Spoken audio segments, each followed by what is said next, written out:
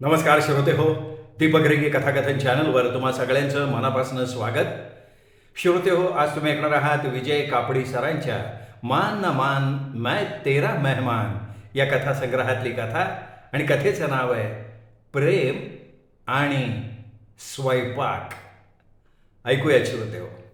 प्रज्योत साखरदांडे आणि नेहा गुळवणे एकमेकांच्या प्रेमात पडले त्या घटनेला आता 6 महिन्यांचा अवधी उलटून गेला होता. नित्य नेमानं न चुकता दोघंही एकमेकांना भेटत होती, हसत होती, खिदळत होती, रुसत होती, भांडत होती आणि हो, मधून जमेल तितकं प्रेमसुद्धा करत होती. दोघांनी एकमेकांना कळत नकळत चांगलं जोखलं होतं. आता प्रेम तसंच आहे, त्या स्थितीत चालू ठेवायचंय का लग्न करून प्रेमाची गाडी आणखीन जोरात हाकायची आहे, हा प्रश्न त्या दोघांनाही पडायला लागला. मंडळी, दोघांनी आपापल्या परीनं आणि संयुक्तरित्या या प्रश्नाचं उत्तर शोधायचा प्रयत्न केला. शेवटी आपला निर्णय आधी कोणी दुसऱ्याला ऐकवायचा यावर एकमत झालं. बऱ्याच आड्यावेड्यानंतर लग्नासंबंधीचा निर्णय आज नेहा प्रज्योतला आधी ऐकवणार होती. तिचा निर्णय हो करूया लग्न असाच असणार याबद्दल प्रज्योतची खात्री होती. पण आले नेहाच्या मना आणि तिने आणखीन काही दिवस वाट बघूया म्हटलं तर काय, असाही एक विचार प्रज्योतला सतावत होता. प्रज्योतचे आप्पा तर त्याला दररोज संध्याकाळी एकच प्रश्न विचारायचे, अरे लग्न कधी करणार आहात? आणि त्याला कारणही तसंच होतं. तर त्या दिवशी संध्याकाळची वेळ होती. कधी नव्हे तो छान वारा सुटला होता. दुरून कुठून तरी तळलेल्या कांदा भजीचा वास प्रज्योतच्या नागपुड्यांची रुंजी घालत होता. पण प्रज्योतचं मात्र कशातही मन लागत नव्हतं. एकचित्तानं तो नेहाची वाट बघत होता. आणि तेवढ्यात दुरून येणारी नेहा त्याला दिसली. त्याच्या नकळत त्याच्या चेहऱ्यावर स्मित झळकलं. नेहा जवळ येऊन बारीक डोळे करून त्याच्याकडे बघायला लागली.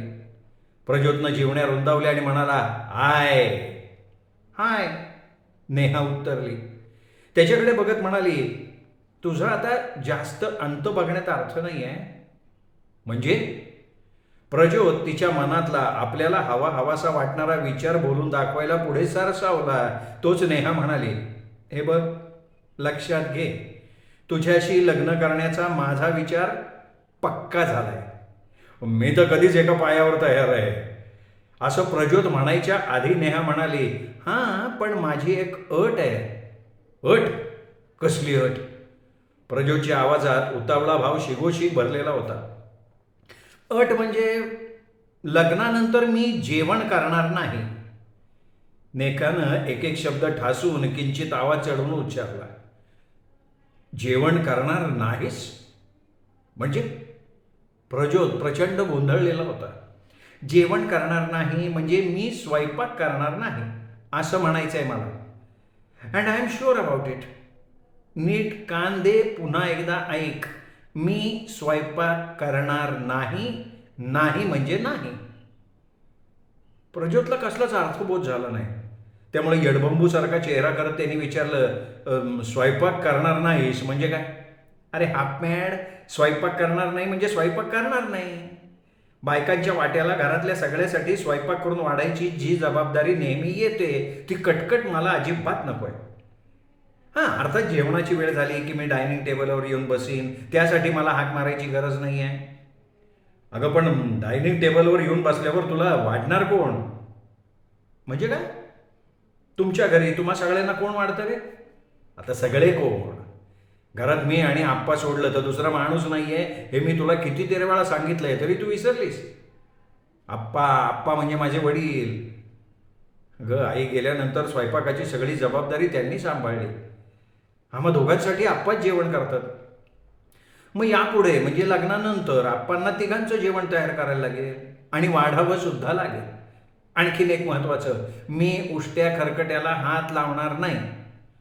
अगं पण आप्पा, तुझ्या वाटेवर कोण नजर लावून बसले त्याचं काय? काय? तुझे आप्पा माझी वाट बघतायत? हा उफणी कशा करता रे?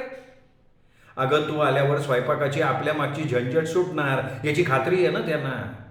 अगं मी लग्नाचं झालो तेव्हापासून वाट बघतायत ते. अरे पण मी घरातला स्वयंपाक करणार हे त्यांना सांगितलंय कोणी? तू? अगं मी कशाला सांगायला हवंय, स्वयंपाकाबद्दल मी एकही शब्द बोललेलो नाहीये त्यांच्याशी. पण माझं लग्न झालं की घरात येणारा नवा माणूस स्वयंपाक पाण्याची जबाबदारी आपसूक स्वतःकडे घेणार असं वाटतंय ना त्यांना. शी शी शी, फार चुकीचे जुनाट बुरसटलेले विचार आहेत बघ त्यांचे. असू दे, पण आप्पा तू आल्यावर सुद्धा स्वयंपाक करतील असं नाही वाटत बरं का मला. आणि मला सांग, तुला तरी पटतंय का ते? नाही ना पटत. अरे त्यांनी कशाला करायला हवा माझ्यासाठी स्वयंपाक? खरं म्हणजे त्यांच्या स्वयंपाक करण्या न करण्याबद्दल माझं काही म्हणणं नाही आहे. I know that. I have no say over that. माझं म्हणणं एवढंच आहे की तुमच्या घरात आल्यावर मी स्वयंपाकाचा मक्ता घेणार नाही, अँड दॅट इज फायनल. मग आपल्या जेवणाची व्यवस्था काय ग? हां, त्याबद्दल आपण तिघांनाही विचार करायला हवा. काहीतरी मार्ग निघेल की. अगं पण आपणना काय वाटेल ग? काय वाटेल? हां, काय वाटेल काय त्यांना? अगं त्यांच्या कितीतरी अपेक्षा आहेत. कसल्या अपेक्षा? स्वयंपाकाची अपेक्षा? छी. हे बघ, हे बघ, मला सांग नेहा, तुला स्वयंपाक करता येत नाही का? पोळ्या लाटताना वेगवेगळ्या देशांचा आकार प्राप्त होतो का? कुकरमध्ये भात लावताना पाणी किती घालावं याबद्दल तुझ्या मनात गोंधळ उडतो का? वरणाला फोडणी कशी द्यायची हे तुला ठाऊक नाही का? मला सांग, तुझ्या आईने स्वयंपाक कसा करायचा असतो हे तुला शिकवलंच नाही.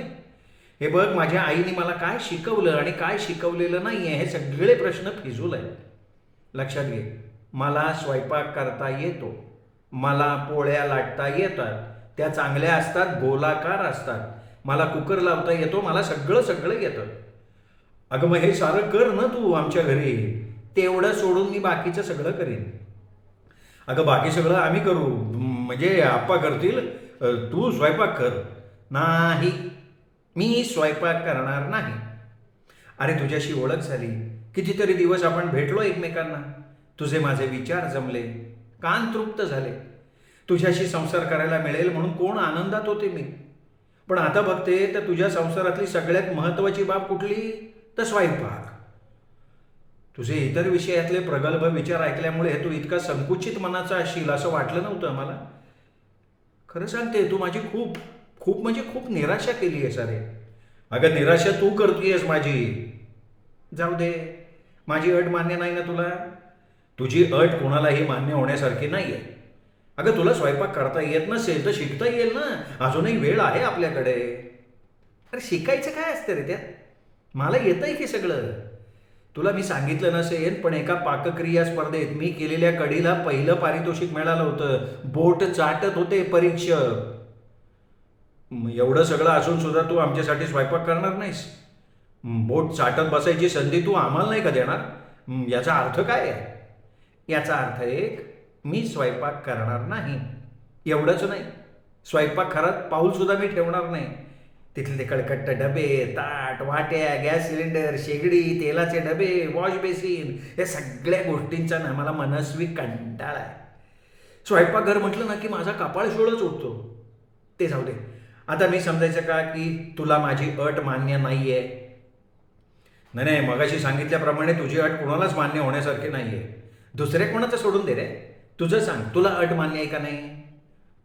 मला आप्पांशी बोलायला लागेल. मग बोल ना, आपल्याला कुठे घाई आहे? हे बघ, तुला फायनल काय ते सांगते. मला तुझ्याशी लग्न करायचंय. तुझ्या घरी मला कायमचं राहायला यायचंय. पण लग्न म्हणजे तुझ्या घरातली सगळी सगळी कामं करणं आणि त्यात तो स्वयंपाक करून तुम्हाला जेवू घालणं. अरे राम राम राम राम, ते मला कदापि कदापि जमणार नाही आहे. आमच्या जेवणाचं जाऊ दे, तुझ्या जेवणाचं काय? पुन्हा तेच.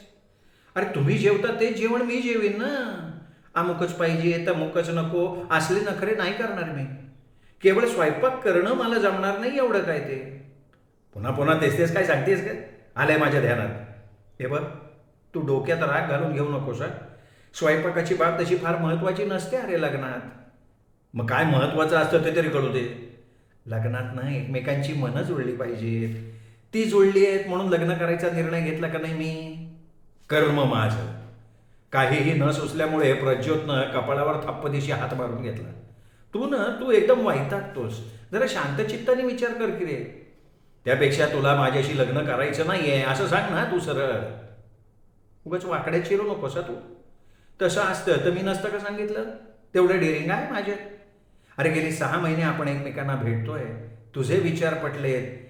तुला सांगायला हरकत नाही, घरातसुद्धा फारसं पटत नाही माझं कोणाशी. तुझ्याशी मात्र पटतं बरं का. मग गेल्या 6 महिन्यात तू स्वयंपाकाबद्दल बोलली नाहीस ते? अरे तो विषय मला तेवढा महत्त्वाचा नाही वाटला. स्वयंपाकाच्या बाबतीत तू इतका आग्रही असशील असं नव्हतं वाटलं मला. ते असो, पण तू सुद्धा कधी बोलला नव्हता स्वयंपाकाबद्दल. त्याचं काय? स्वयंपाकाविषयी काही चर्चा करणार? बायकाने तो करायचा असतो आणि घरातल्या सगळ्यांनी मिळून तो थंडगार व्हायच्या आधी घशाखाली घालून मोकळं व्हायचं असतं. स्वयंपाक हा बोलण्याचा, चर्चा करण्याचा विषय नाही, तर तो खाऊन टाकायचा विषय आहे. 2 माणसं समोरासमोर बसून कुठल्या तरी मसण्या विषयावर चर्चा करतात, पण पुढ्यात खाद्यपदार्थाची पिशी आणून ठेवली की क्षणार्धात ती चर्चा थांबवतात आणि त्या खाद्यपदार्थावर तुटून पडतात का नाही? आपल्या बाबतीत सुद्धा हे कितीतरी वेळा घडलंच आहे. मी कुठे नाही म्हणतेय. मी स्वतः स्वयंपाक करणार नाही एवढंच काय ते. तुला जेवणाचा कंटाळा नाही ना? नाही ना. सपाटून खायला मला खूप आवडतं. तुला ठाऊक आहे की ते. मग जेवण तयार करणार कोण? आप्पा? कमी आहे? तोच तर यक्ष प्रश्न आहे.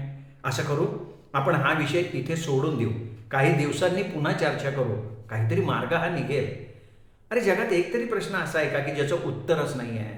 आपण काढूयात ना सोल्युशन. त्याआधी तू तुझ्या आप्पांना विचार. म्हणा असा असा तेढा आहे, बघूया ते काय म्हणतायत. आणि त्यांनी तुझा नाद सोडायला सांगितला तर सांगू देत रे त्यांना, नंतर बघता येईल. आणि मग नेहा जगातल्या इतर विषयांबद्दल बोलत राहिली. प्रज्योत नुसताच आपला हा हूं करत राहिला. शेवटी निरोप घेण्यासाठी दोघं उठून उभे राहिले. प्रज्योत म्हणाला, मी बोलीन आप्पाची. बोल, उद्या भेटू आपण ठरल्या वेळी ठरल्या ठिकाणी, म्हणजे इथेच. प्रज्योत जडशीळ पावलं टाकत नेहमीच्या बसमध्ये चढला. नेहमीप्रमाणे तिला बाय म्हणायचं आणि ती दिसेनाशी होईपर्यंत मान वळवून वळवून तिच्याकडे बघण्याचं भानच त्याला राहिलं नाही. घरी आल्या आप्पांनी त्याला विचारलं, काय म्हणते तुझी नेहा?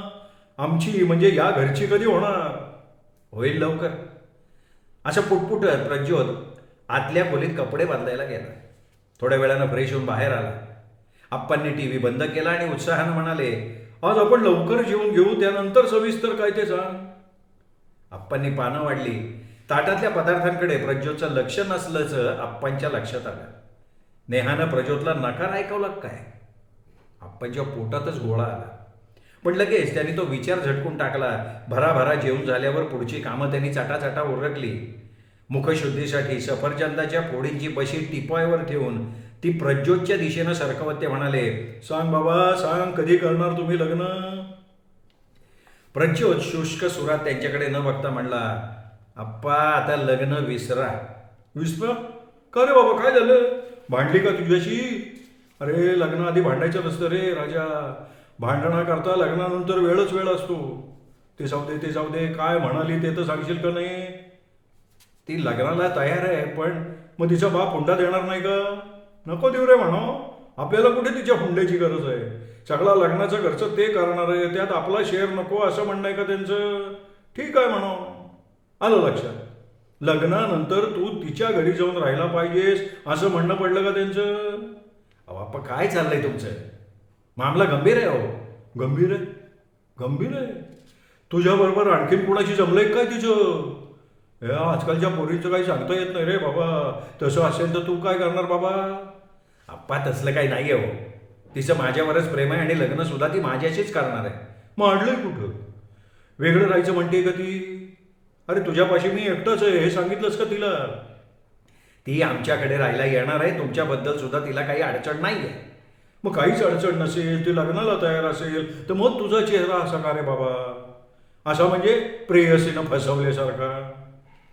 आप्पा ती जेवण म्हणजे स्वयंपाक करणार नाही म्हणतीये. काय काय काय काय म्हणाला तू? नीट नीट सांग मला. नीट सांगतोय आप्पा. तिला स्वयंपाकाचा महाभयानक कंटाळा आहे म्हणे. इतका कंटाळा आहे की ती स्वयंपाकघरात पाऊल सुद्धा टाकणार नाहीये. मला सांगा आप्पा, अशा परिस्थितीत आपल्याला जेवण करून कोण घालेल आप्पा? अरे तू रडतोय कशासाठी? मी आहे ना, मैं हूं. असं म्हणताय आप्पा? आप्पा मी तुमचा अत्यंत आभारी आहे आप्पा. बस बस बस बस मग ठरलं आप्पा, स्वयंपाकाची जबाबदारी तुम्ही घ्यायची. काय ठरलं काय? तुझ्या लग्नानंतर म्हणजे सुनेच्या आगमनानंतर सुद्धा स्वयंपाकाची जबाबदारी माझ्याच बोडक्यावर?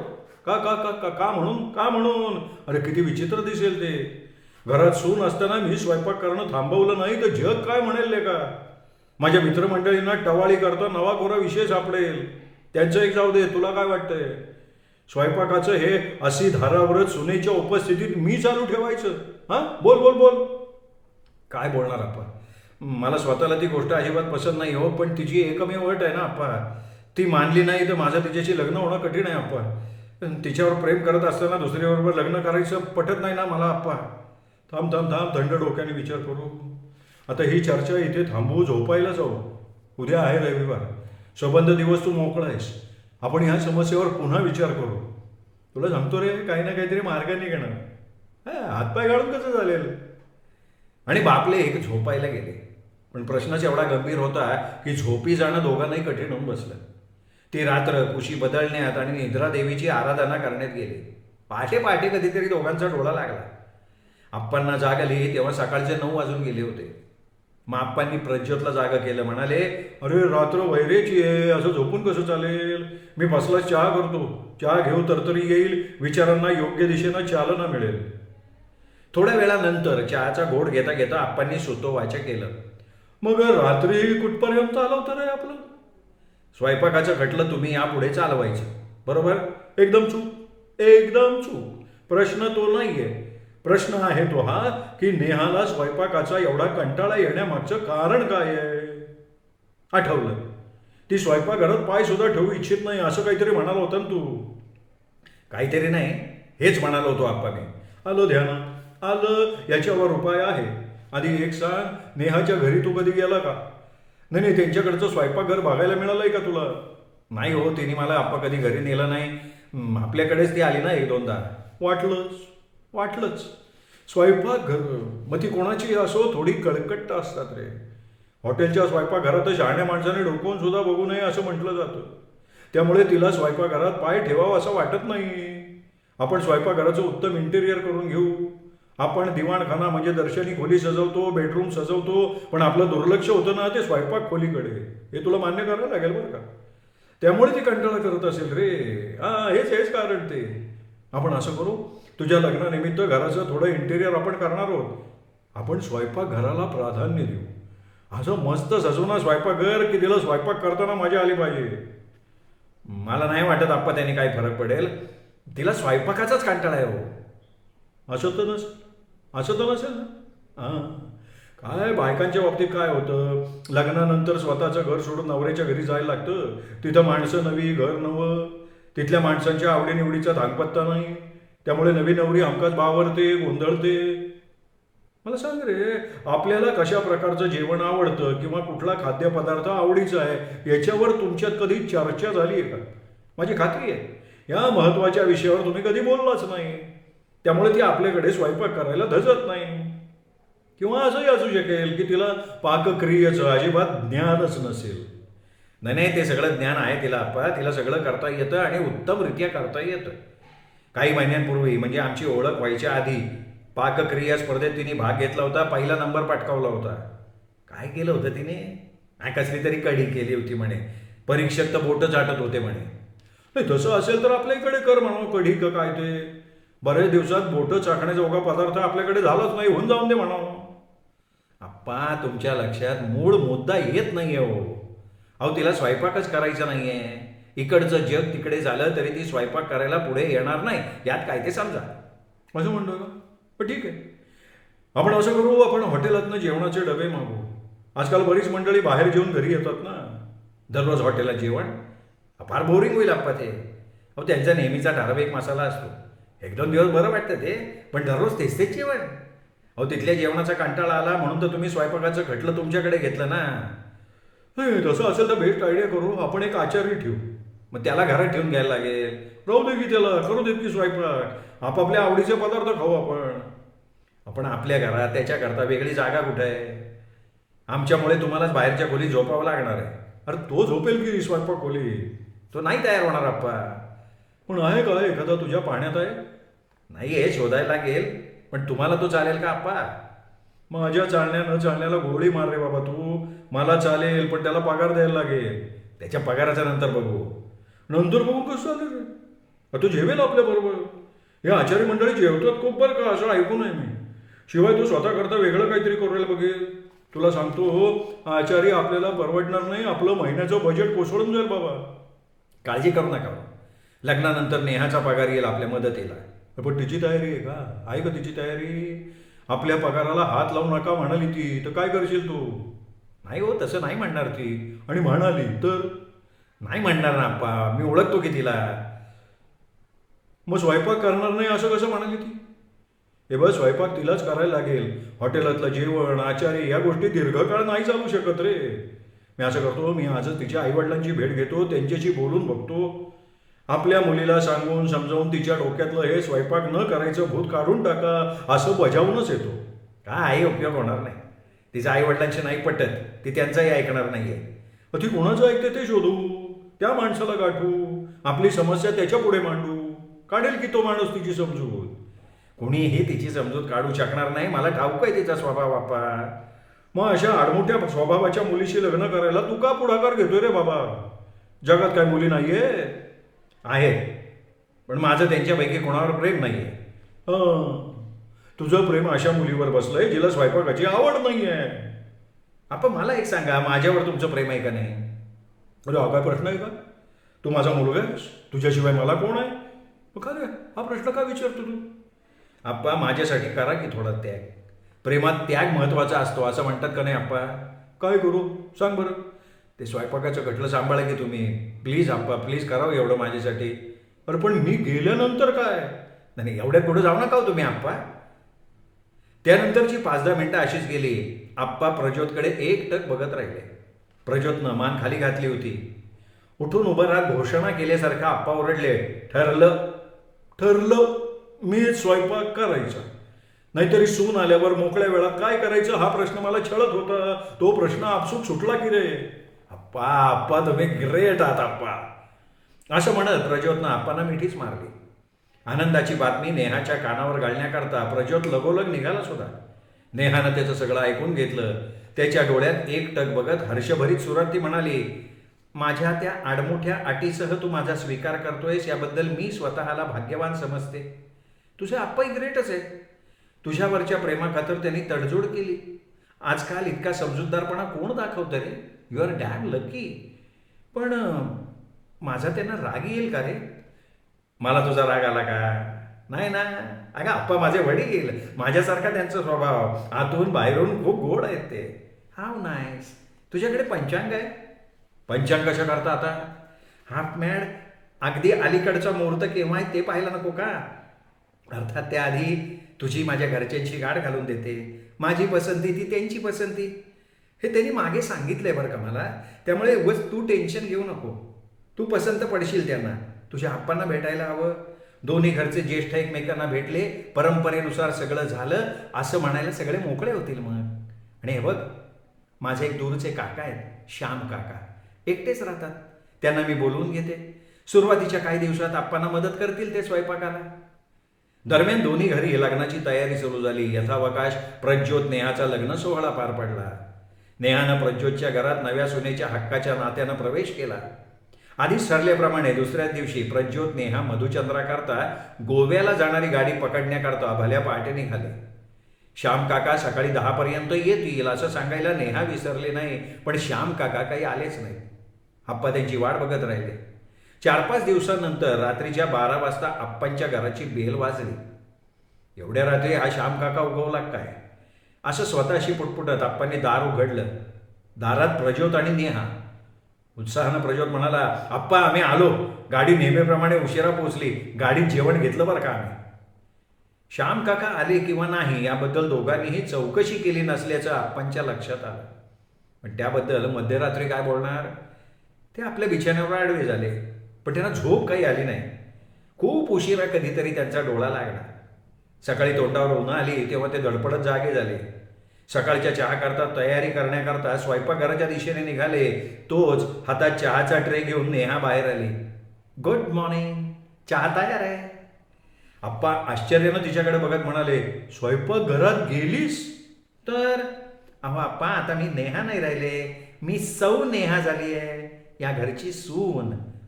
प्रज्योत मला किती सिरियसली घेतोय हे बघण्याकरता मुद्दा मी तसं म्हणाले होते. मी असताना आता बरी तुम्हाला स्वयंपाकघरात पाय ठेवायला देईन मी. प्रज्योत जागा झालाय का ती बघते. तोच प्रज्योत हसत हसत बाहेर आला. आप्पांना खूप हलकं हलकं वाटायला लागलं. एवढ्या त्यांना येऊ घातलेल्या श्याम काकांची आठवण झाली. श्याम काकांचं काय असं ते विचारायला जाणार तेवढ्यात त्यांच्या लक्षात आलं की आता त्या कोण्या श्याम काकांची गरज असती काय. श्रोते हो, तुम्ही ऐकत होतात विजय कापडी सरांची कथा. कथा कशी वाटली हे कमेंट करून जरूर जरूर कळवा. कथेचा हा व्हिडिओ आपल्या कथाप्रेमी मित्रपरिवारात नातेवाईकात शेअर करा.